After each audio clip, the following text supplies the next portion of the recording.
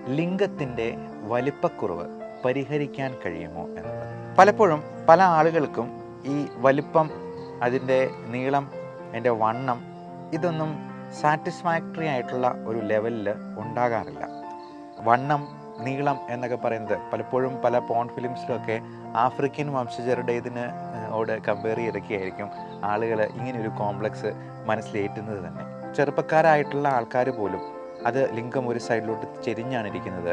അവർ പ്രൊട്രാക്ടറൊക്കെ വെച്ച് മെഷർ ചെയ്ത് വരെ നോക്കാറുണ്ട്.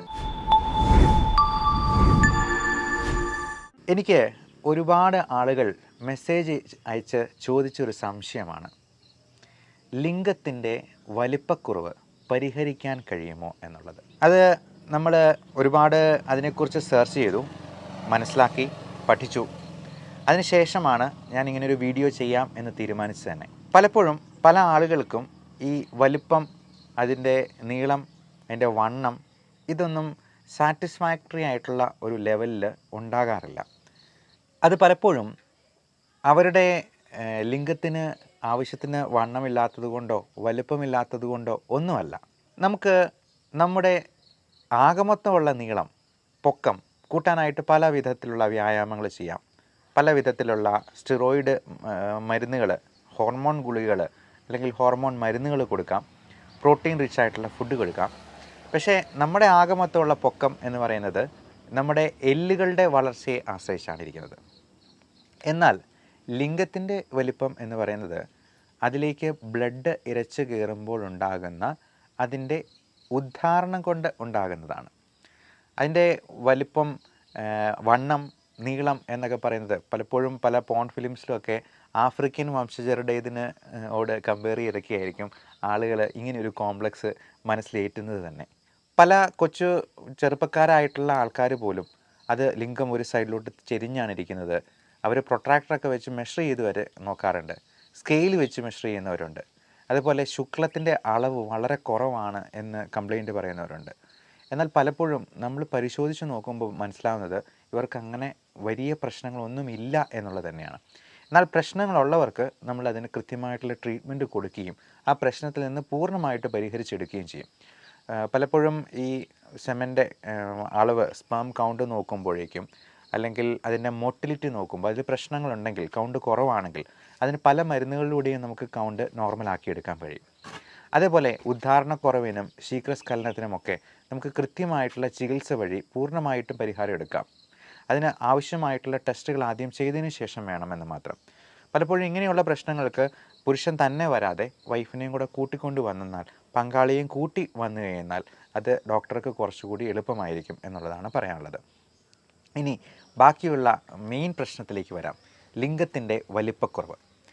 ഞാൻ അതിന് പേഷ്യൻസിൻ്റെ അടുത്ത് പറയാറുള്ള ഒരേ ഒരു കാര്യം, നമ്മുടെ മൂക്കിൻ്റെ നീളം ഒന്ന് കൂട്ടാനായിട്ട് പറ്റുമോ? അല്ലെങ്കിൽ കൈയുടെയോ കാലിൻ്റെയോ വണ്ണം ഒന്ന് കൂട്ടാൻ പറ്റുമോ? നമുക്ക് മസിൽസിൻ്റെ വണ്ണം കൂട്ടാൻ പറ്റും.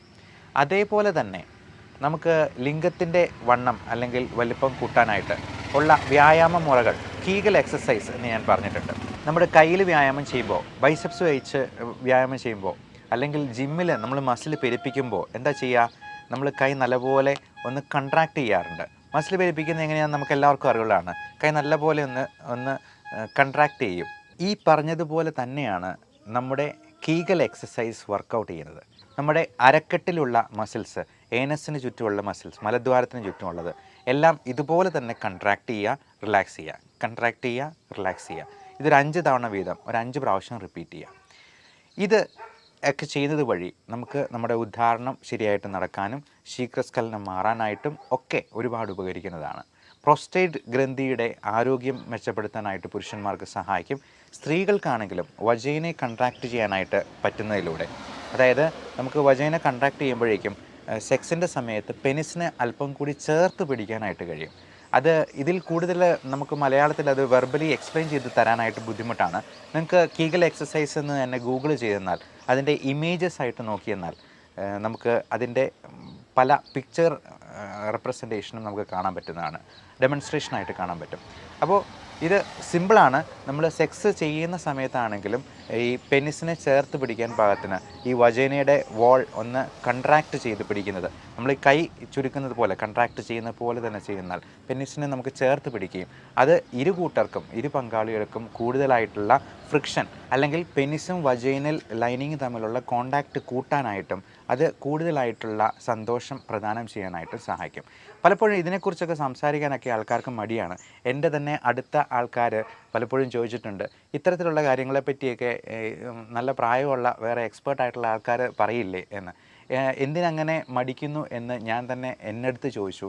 അപ്പോൾ എനിക്ക് തോന്നിയ കാര്യം, ഇപ്പോൾ പലപ്പോഴും ആളുകൾക്ക് ഇതിനെക്കുറിച്ച് പറയാനുള്ള സ്റ്റിഗ്മ ഉണ്ടെന്നുണ്ടെങ്കിൽ അത് മാറ്റിയെടുക്കേണ്ടത് നമ്മുടെ യുവതലമുറയുടെ ഒരു ആവശ്യവും കൂടെയാണ്. അതിനെക്കുറിച്ച് സംസാരിക്കാനായിട്ട് ഞാൻ യാതൊരു മടിയും കാണിക്കാറില്ല.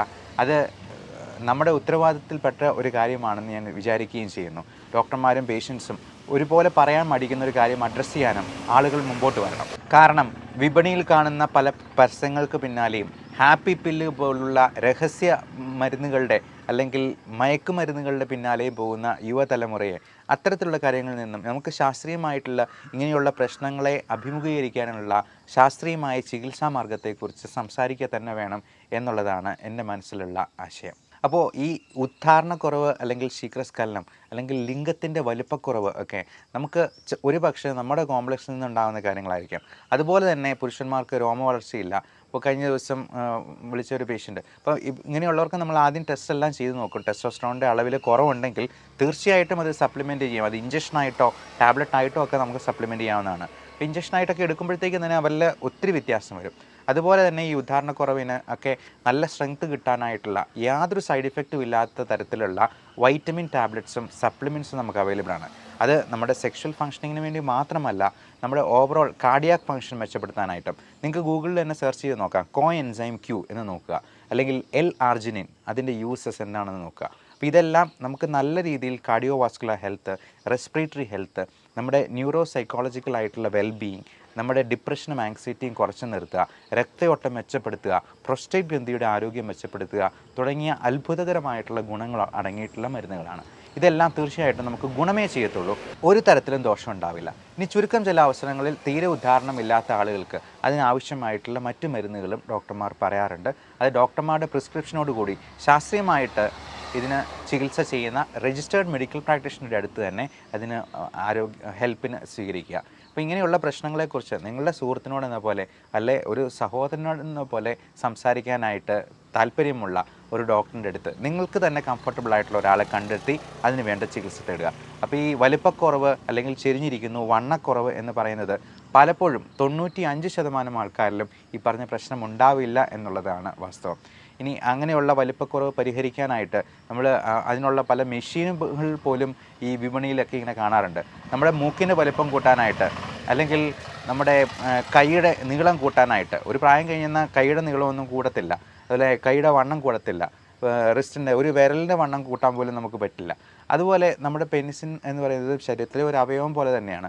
അതിന് വണ്ണത്തിലോ അല്ലെങ്കിൽ നീളത്തിലോ ഒന്നും അല്ല കാര്യം എന്നുള്ളതും പ്രത്യേകം മനസ്സിലാക്കുക. എല്ലാവർക്കും നല്ല ആരോഗ്യം ആശംസിക്കുന്നു. Love and regards, doctor Bibin Jose, Pulma medical centre, Pala, Kanjirappally and Sulthan Bathery.